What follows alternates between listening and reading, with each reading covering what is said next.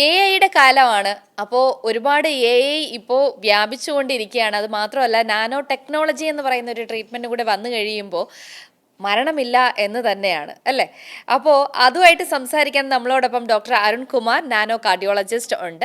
നമുക്ക് ഡോക്ടറോട് സംസാരിക്കാം, ഡോക്ടറോട് ചോദിക്കാം എങ്ങനെയാണ് നാനോ ടെക്നോളജി, അതിൽ എന്തൊക്കെയാണ് ഇനി നമുക്ക് ഹെൽപ്ഫുൾ ആയിട്ടുള്ള കാര്യങ്ങൾ വരുന്നതെന്ന്. ഡോക്ടർ, ഇപ്പോൾ ഈ ഒരു നാനോ ടെക്നോളജി വെച്ചിട്ട് തന്നെ നമ്മൾ ബ്രെയിനിൻ്റെ കാര്യം പറഞ്ഞു, അതോടൊപ്പം തന്നെ ഹാർട്ട്, അതുപോലെ ക്യാൻസറിൻ്റെ കാര്യം പറഞ്ഞു. ഇനി ഇപ്പോൾ ഒരുപാട് പ്രശ്നങ്ങൾ ഉള്ളതെന്ന് പറയുന്നത് നടുവേദന, അതുപോലെ മുട്ട് തേയ്മാനം, ഇങ്ങനെ എല്ലുപരമായി ബന്ധപ്പെട്ട് ഒത്തിരി പ്രശ്നങ്ങൾ വരുന്നുണ്ട്. ആർത്രൈറ്റിസ്, ഈ ഒരു വിഷയം, ഇത് നമുക്ക് നാനോ ആയിട്ട് എന്തെങ്കിലും ബന്ധപ്പെടുത്തി അതിനെ ട്രീറ്റ്മെന്റ് ചെയ്ത് ശരിയാക്കി തിരിച്ച് വീണ്ടും അവരുടെ ജീവിതത്തിലേക്ക് വരാനായിട്ട് നമ്മൾ നാനോ ഓർത്തോപെഡിക് ഇന്നിപ്പോൾ ഈ മെഡിസിൻ സർജറി എല്ലാം നാനോ ഐയിലോട്ടങ്ങ് മാറണം. എല്ലാം nano surgery, nano orthopaedics, cancer, nano oncology, എല്ലാം നാനോ സർജറി, എല്ലാം നാനോ മെഡിസിൻ, എല്ലാം നാനോ കാർഡിയോളജി, എല്ലാ ഏരിയയും അങ്ങോട്ട് തന്നെ മാറണം. ഇപ്പം നാനോ ഓർത്തോപെഡിക്സ് എന്ന് പറഞ്ഞാൽ അതായിട്ട് പറയാം. ഇപ്പം നമ്മൾ ഇപ്പം തന്നെ ഒരു കോമ്പൗണ്ട് ഫ്രാക്ചർ, സാധാരണ സിമ്പിൾ ഫ്രാക്ചർ എന്ന് പറഞ്ഞാൽ ചെറിയൊരു പൊട്ടല്ലേ. കോമ്പൗണ്ട് ഫ്രാക്ചർ വരുമ്പം നല്ല നമ്മളെ പൊട്ടി ചിതറിപ്പോവും. സാധാരണ അങ്ങനെ കോമ്പൗണ്ട് ഫ്രാക്ചർ വരുന്ന സമയത്ത് നമ്മളിപ്പോൾ സർജറി, ഇൻ്റർവൽ ഫിക്സേഷൻ ചെയ്താൽ എന്ത് ചെയ്താലും 6 മുതൽ മിനിമം ഒരു 6 months, 6 മുതൽ 8 മാസം റെസ്റ്റ്. 8 ഇപ്പം ഒരു 1-2 കൊല്ലമെങ്കിലും എടുക്കും ഫുൾ ഫ്ലജ്. അപ്പോൾ അതിന് നമ്മൾ ഇപ്പം അമേരിക്കൻ ഡിഫൻസിൽ തന്നെ അവർ സോൾജേഴ്സ് പലയിടത്തും യുദ്ധത്തിന് പോകണം. ഇപ്പോൾ തന്നെ പലയിടത്തും ഇറാനിലൊക്കെ ഒരു യുദ്ധത്തിന് പോകുന്ന സമയത്ത് അവർക്ക് ഈ സോൾജേഴ്സിന് ഇത്ര ടൈം അവിടെ ഒരു 6 മാസം ഒന്ന് അവർക്ക് 8 മാസം, അങ്ങനെ അവർ തന്നെ നാനോ ഓർത്തോപെഡിക്സ് എന്ന് പറഞ്ഞ് പ്രത്യേകിച്ച് ഈ വർക്ക് കുറേ UK അവരുടെ ഡിഫൻസിലാണ്, അവിടുത്തെ ഇൻസ്റ്റിറ്റ്യൂട്ടിലാണ് കൂടുതലും ചെയ്തത്. നാനോ കിക്കിംഗ് എന്ന് പറഞ്ഞൊരു ഒരു പ്രൊസീജിയറാണ്. നാനോ കിക്കിംഗ് എന്ന് പറഞ്ഞാൽ ഈ ഓസ്റ്റിയോബ്ലാസ്റ്റ് ഉണ്ട്, ഓസ്റ്റിയോബ്ലാസ്റ്റാണ് അത്. ഓസ്റ്റിയോബ്ലാസ്റ്റ് ഫ്യൂസ് ചെയ്താണ് ബോൺ ഉണ്ടാക്കുന്നത്. അതിനെ നമ്മൾ 1 മിനിറ്റ് 1000 തവണ വൈബ്രേറ്റ് ചെയ്യും. 1 മിനിറ്റിൽ 1000 ടൈംസ് വൈബ്രേറ്റ് ചെയ്യും. 60 സെക്കൻഡ്സിൽ 1000 തവണ വൈബ്രേറ്റ്. നാനോ കിക്കിംഗ് എന്ന് പറഞ്ഞ പ്രോസസ്സിൽ പെട്ടെന്ന് അതിനെ തന്നെ പഴയ ബോണായിട്ട് റീഷേപ്പ് ചെയ്തെടുക്കാൻ പറ്റും. അപ്പോൾ അങ്ങനെ ഒരു കോമ്പൗണ്ട് ഫ്രാക്ചർ ഉള്ളവർക്ക് 6 മുതൽ 8 മാസം എടുക്കുന്ന ആൾക്കാർക്ക് വെറും 6 to 8 hours കൊണ്ട് ബോൺ ഫ്യൂസ് ചെയ്ത് ഒരു ജെല്ലാണ് അവർ ഇഞ്ചെക്ട് ചെയ്യാൻ പോകുന്നത്. നാനോ ഒരു ജെല്ല് ഫ്രാക്ചർ വന്നത് കോമ്പൗണ്ട് ഫ്രാക്ചർ ചിതറി പോകും. കോമ്പൗണ്ട് ഫ്രാക്ചർ വന്ന സിമ്പിൾ ഫ്രാക്ചർ വളരെ എളുപ്പമാണ്.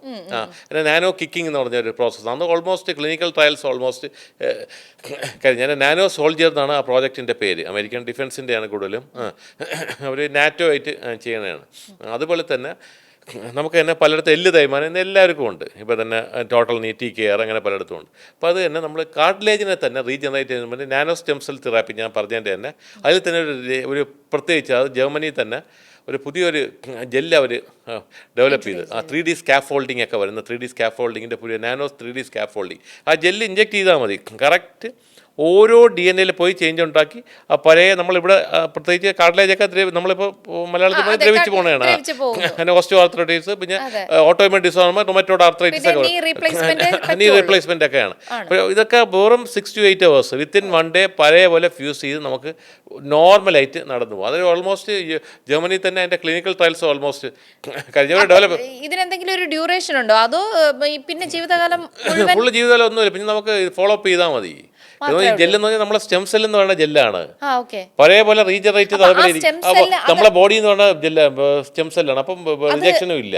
അപ്പൊ ആ ബോഡിയിൽ നിന്ന് വരുന്ന സ്റ്റെം സെല്ല് നമ്മൾ എങ്ങനെയായിരിക്കും എടുക്കുന്നത്? അത് നമുക്ക് ബോൺ മരന്ന് എടുക്കാം. ഇപ്പം അഡൽട്ട് മീസെങ്കെമൽ സ്റ്റെം സെൽ എടുക്കാം. നമ്മൾ എംബ്രിയോ ഒന്നും ഇപ്പം എടുക്കാൻ പറ്റത്തില്ല. ബോൺ മരന്നാണ് എടുക്കുന്നത്. മജ്ജയിൽ നിന്ന് എടുക്കാം. നമുക്ക് ബോൺ മരം ഇവിടെ നിന്ന് എടുക്കാം. അതിന് വെളിയിൽ നിന്ന് തന്നെ പെട്ടെന്ന് നമുക്ക് ഡെവലപ്പ് ചെയ്യാൻ പറ്റും. ഒരു 2 days ഡെവലപ്പ് ചെയ്യാനുള്ള അവിടെ പുതിയ പ്രോസസ്സുണ്ട്, മെക്കാനിസം ഒക്കെ ഉണ്ട്. അങ്ങനെ പ്രത്യേകിച്ച് അതേപോലെ നടുവേനുള്ളവർക്ക് എല്ല് തേയ്മാനം ഈ ജെല്ല് ഇഞ്ചെക്ട് ചെയ്താൽ മതി. അതൊക്കെ എൻറ്റയർലി ഡിഫറെൻറ്റ് ഏരിയയാണ്. പിന്നെ പലവർക്കും വൈറ്റമിൻ D3 ഇപ്പോഴാണ് നമ്മൾ വൈറ്റമിൻ D3 എല്ലാവർക്കും ഡെഫിഷ്യൻസി ചെയ്ത്. പണ്ടത്തെ ആൾക്കാരെല്ലാം നമ്മൾ വെയിൽ കൊള്ളും. ഇപ്പോൾ ആരും വെയിൽ കൊള്ളണ്ട, അതാണ് skin sense. Vitamin D3 deficiency എന്ന് പറഞ്ഞാൽ ഇപ്പോൾ തന്നെ നമുക്ക് അറിയാം. ഈ നാനോ ജെല്ലി തന്നെ നമ്മുടെ ബോഡിയിൽ തന്നെ സെൽഫായിട്ട് വൈറ്റമിൻ D3 ജനറേറ്റ് ചെയ്തുകൊണ്ടിരിക്കും. വൈറ്റമിൻ എന്ന് പറഞ്ഞാൽ ലൈഫ് ലോങ് ആണ് ഇതെല്ലാം. കാരണം ഇത് സ്റ്റെം സെൽ എന്ന് പറഞ്ഞാൽ നമ്മുടെ ബോഡിയിലുള്ളതായതുകൊണ്ട് ലൈഫ് ലോങ് ആണ്, റിജക്ഷനും ഇല്ല. അപ്പോൾ അത്രയും എൻറ്റയർലി ആയിട്ടുള്ള ഒരു ചേഞ്ചാണ് ഇത് നാനോയിൽ വേണം. അപ്പോൾ അത് ഡോക്ടർ നേരത്തെ പറഞ്ഞ പോലെ തന്നെ നടുവേദനയുടെ കാര്യം പറഞ്ഞു. ഒരുപാട് പേര് ഇപ്പോൾ പല പ്രഗ്നൻസി കഴിഞ്ഞതിന് ശേഷം നടുവേദന വരുന്നതുണ്ട്, അല്ലെങ്കിൽ വളരെ ചെറിയ പ്രായത്തിൽ തന്നെ നടുവേദന വരുന്ന ആൾക്കാരുണ്ട്. അപ്പൊ അതെന്തുകൊണ്ടായിരിക്കും ആ ഒരു നടുവേദന വരുന്നതിന്റെ ഒരു റീസൺ ഒന്ന് വലിയ തേയ്മാനം, ചിലപ്പോൾ വൈറ്റമിൻ D3, പല പല റീസണാണ്. ചിലപ്പം മൈൽഡ് ഡിസ്പ്ലേ ലാപ്സ്, ചിലപ്പം പ്രഗ്നൻസി ചെയ്യുമ്പോൾ LSCS നമ്മൾ സ്പൈനൽ അനസ്തേഷ്യ ചെയ്യണവർക്ക് ചിലതായിട്ട് വരാം. അങ്ങനെ അത് പല പല റീസണാണ്. അപ്പോൾ ഇതിൻ്റെ എല്ലാം നമ്മൾ അപ്പോൾ അവിടെ വരാൻ നേരത്ത് അവിടെ ചെറിയ പല റീസൺസും അവിടെ ചെറിയ ഒരു ഇൻഫ്ലമേറ്ററി ചേഞ്ചസ് കാണും. ഈ ഇൻഫ്ലമേഷൻ എല്ലാം ജയിലിലങ്ങ് കുറയ്ക്കുക. അത് നാനോ ലെവലിലാണ്. കാരണം പറഞ്ഞാൽ ഈ DNA ലെവലിൽ മാറ്റുകയാണ്, പിന്നെ വേറെ ഒന്നും ആവശ്യമില്ല. ഇപ്പം എല്ലാം നമ്മളെ ടിഷ്യൂ ലെവലിൽ മാത്രമേ പറ്റണുള്ളൂ. ടിഷ്യൂ ലെവലിൽ മാത്രമേ പറ്റുള്ളൂ. ഇപ്പം നമ്മൾ DNA ലെവലിൽ, സെല്ലുലാർ ലെവലിലാണ് സെല്ലുലാർ സർജറി എന്ന് പറയും. അപ്പൊ ഈ ഒരു സ്പൈനൽ ഇഞ്ചക്ഷൻ ചെയ്ത ആളുകൾക്കായിരുന്നാലും നമുക്ക് പിന്നീട് എല്ലാം ഓൾമോസ്റ്റ് എല്ലാം. കാരണം ഇതിന്റെ റൂട്ട് കോസും ഇപ്പം ഒരു പെയിൻ്റെ റൂട്ട് കോസ് എന്ന് പറഞ്ഞാൽ സെയിം ആണ്. പെയിൻ റിസപ്റ്റേഴ്സ് ആണല്ലോ. ആ റിസപ്റ്റേറിനെ തന്നെ അത് മാനിപ്പുലേറ്റ് ചെയ്യും. ഇതെല്ലാം DNA ലെവലിൽ മാനിപ്പുലേഷൻ. DNA ലെവലിലുള്ള ATGs നമ്മളെ സ്പൈറൽ ഹെലിക്സ് തന്നെ അതൊരു അതിനെ കറക്റ്റ് ചെയ്യും. അത് DNA ലെവലിലാണ് പോണത്. DNAക്ക് ഡിഫക്റ്റ് വന്ന ആൾക്കാരുണ്ടായിരിക്കുമല്ലോ, അപ്പൊ അങ്ങനെയുള്ളവരെ DNA കറക്റ്റ് ചെയ്യും. നാനോ ബോട്ട് വന്ന് കറക്റ്റ് ചെയ്യും. ഓരോ DNA അത് കറക്റ്റ് ചെയ്യും. അതാണ് നേരത്തെ ഞാൻ പറഞ്ഞ നാനോ ക്രയോണിക്സ് ആൾക്കാരെ തിരിച്ച് ജീവിപ്പിച്ചുകൊണ്ട് വേണ്ട ഒരു ഏരിയ ഉണ്ടല്ലോ, നാനോ ക്രയോണിക്സ് പുതിയൊരു ഏരിയ. ഇതെന്ന് പറഞ്ഞാൽ DNA ബോട്ട് വന്ന് അത് റീസ്വിച്ചർ ചെയ്യും. അതാണ്. അപ്പൊ അവിടെ കൊടുക്കുന്ന മെഡിസിൻ അത് എവിടെ നിന്നായിരിക്കും? ഈ ഒരു നാനോ ബോട്ടിൽ നിന്ന് മെഡിസിന്റെ ആവശ്യമില്ല, DNA കറക്ഷൻ മതി. അപ്പോൾ തന്നെ ഓട്ടോമാറ്റിക്കലി ഈ സാധാരണ ഇപ്പം വേണ്ട മെഡിസിനൊക്കെ നമ്മളിപ്പം കഴിക്കുന്ന മെഡിസിനൊക്കെ DNA കറക്ഷന് വേണ്ടിയാണ്. അപ്പോൾ അത്രയുള്ള കറക്ഷൻ വരുന്നില്ല, DNAയിലൊന്നും അത് എത്തുന്ന പോലും ഇല്ല. ഇത് ഡയറക്റ്റ് ആയിട്ട് ചെന്ന് DNA കറക്റ്റ് ചെയ്യാണ്. അപ്പോൾ ഞാൻ എൻ്റെ ആവശ്യം വരുന്നില്ല. അപ്പോൾ അത്രയ്ക്ക് എൻ്റെ ലൈഫ് തന്നെ മാനിപ്പുലേറ്റ് ചെയ്യണം ചെയ്യുന്നത് നാനോ AI എന്ന് പറയുമ്പം. ഭയങ്കര ഒരു എൻ്റെ ഈ ആർട്ടിഫിഷ്യൽ ഇൻ്റലിജൻസ് കൂടെ വരണമുണ്ട്. ടൈം ഭയങ്കര കുറവാണ്. അപ്പോൾ പെട്ടെന്ന് നമുക്ക് ചെയ്യാൻ പറ്റും. പിന്നെ അതേപോലെ സിമുലേഷൻസ് ഒക്കെ AI സിമുലേറ്റ് ചെയ്യും. അത് കറക്റ്റായിട്ട് സിമുലേറ്റ് ചെയ്ത് കാണിക്കും. സിമുലേഷൻ 100% ആണത് കറക്റ്റ്. പിന്നെ അതുപോലെ തന്നെ ഇപ്പോൾ ലേറ്റസ്റ്റ് ആയിട്ട് ക്വാണ്ടം കമ്പ്യൂട്ടേഴ്സ് വരണതാണ്. കമ്പ്യൂട്ടിംഗ് എന്ന് പറഞ്ഞാൽ ട്രില്യൺസ് പെറ്റയിലൊക്കെയാണ് ചെയ്യുന്നത്. അത്ര കമ്പ്യൂട്ടിംഗാണ് ചെയ്യുന്നത്. കറക്റ്റായിട്ട് നമ്മളെ ബ്രെയിനിനെ കമ്പ്യൂട്ട് ചെയ്ത് വരും. ബ്രെയിനിനെ ഓൾമോസ്റ്റ് ബ്രെയിനിനെ കമ്പ്യൂട്ട് ചെയ്യാൻ പാടാണ്. പക്ഷേ അത് ഓൾമോസ്റ്റ് അത് ഒരു ബ്രെയിനിൻ്റെ നല്ലൊരു ശതമാനം കമ്പ്യൂട്ട് ചെയ്ത് അത് പ്രൊജക്റ്റ് ചെയ്ത് കാണിക്കും. ഈ സ്പൈനൽ കോഡിനൊക്കെ പ്രശ്നം എന്താ? ഇപ്പം നമ്മൾ ബോണുമായിട്ട് ബന്ധപ്പെട്ടുള്ള കാര്യങ്ങളായിരുന്നു ഇന്നത്തെ ചർച്ച എന്ന് പറയുന്നത്. അപ്പോൾ ബോണ് ഇതുപോലെ തന്നെ ഈ ഒരു നാനോ ടെക്നോളജി വെച്ച് മാറ്റാൻ പറ്റുമെന്ന് പറയുന്നു. ഈ ഒരു സ്പൈനൽ കോഡ്, അതുപോലെയുള്ള വാരിയല്, ഇങ്ങനെയൊക്കെയുള്ള സ്പൈനൽ കോഡ് ഇഞ്ചറി വന്ന് കൈകാലൊക്കെ എടുക്കാൻ പറ്റുന്നത് എനിക്ക് തന്നെ അറിയാം. ഇഷ്ടം പാരാലിസിസ് ആയ സ്പൈനൽ കോഡ് ഇഞ്ചറി വന്നാൽ ഇപ്പം ഇവിടെ അത് ഫ്യൂസ് ചെയ്യില്ല ബ്രെയിനിന്. സെൻട്രൽ നെർവസ് സിസ്റ്റം ആയാലും സ്പൈനൽ കോഡായാലും ബ്രെയിനും വൺസ് എറർ വന്നു കഴിഞ്ഞാൽ റീജനറേറ്റ് ചെയ്യില്ല. അപ്പോൾ നമ്മളെന്ന് പറഞ്ഞാൽ ഞാൻ നേരത്തെ നാനോ സ്റ്റെം സെല്ല് കറക്റ്റായിട്ട് ആ ഏരിയയിൽ ഫോക്കസ് ചെയ്യുമ്പോൾ ഞാൻ നേരത്തെ പറഞ്ഞ ബ്രെയിൻ ട്രാൻസ്പ്ലാന്റ് ഒക്കെ പറഞ്ഞ പോലെ കറക്റ്റായിട്ട് DNA ലെവലിൽ വന്ന് അത് റീജനറേറ്റ് ചെയ്യിപ്പിക്കും. DNA ലെവലിലായി കഴിഞ്ഞ് അത് സ്റ്റെം സെല്ലാണ്. ആ സ്റ്റെം സെല്ല് ആക്ടിവേറ്റ് ചെയ്യും. അപ്പം ഈ പാരാലിസിസ് എല്ലാം അവർക്ക് നടക്കാൻ പറ്റും. അത് തന്നെ ഇപ്പം ജപ്പാനിലും ചൈനയിലും അവർ തന്നെ അത് ബ്രിഡ്ജ് ചെയ്ത് അവർ അത് ഫസ്റ്റ് 3-4 പേഷ്യൻസിനെ അവർ നടത്തി കാണിക്കുകയും ചെയ്തിട്ടുണ്ട്.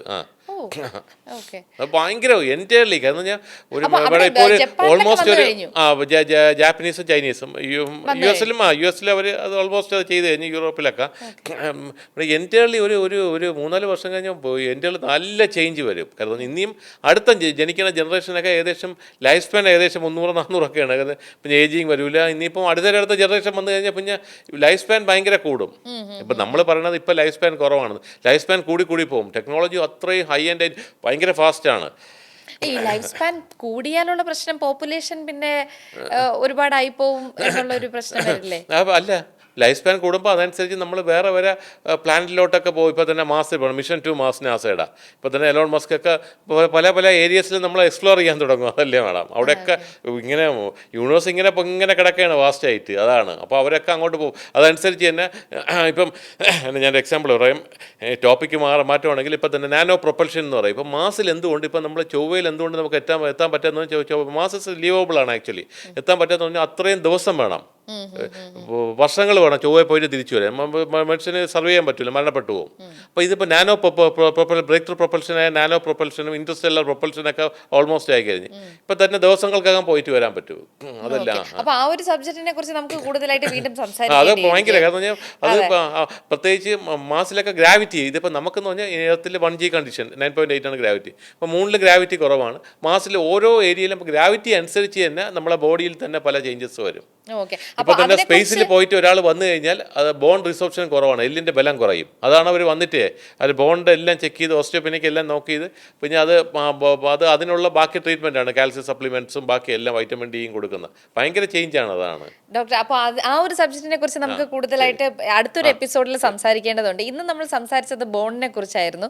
ബോൺ എങ്ങനെ നമുക്ക് റീജനറേറ്റ് ചെയ്ത് അതുപോലെ തന്നെ നീ സർജറി ഒക്കെ ഇല്ലാതെ തന്നെ നമുക്ക് നീയെയും എല്ലാം ബലപ്പെടുത്തി എടുക്കാം. അതുപോലെ സ്പൈനൽ കോഡിൽ പാരാലിസിസ് വന്ന ആൾക്കാർക്കും എങ്ങനെയാണ് ഈ DNA പ്രവർത്തിക്കുന്നതിനെ കുറിച്ചും ഒക്കെ ആയിരുന്നു നമ്മളിന്ന് സംസാരിച്ചത്.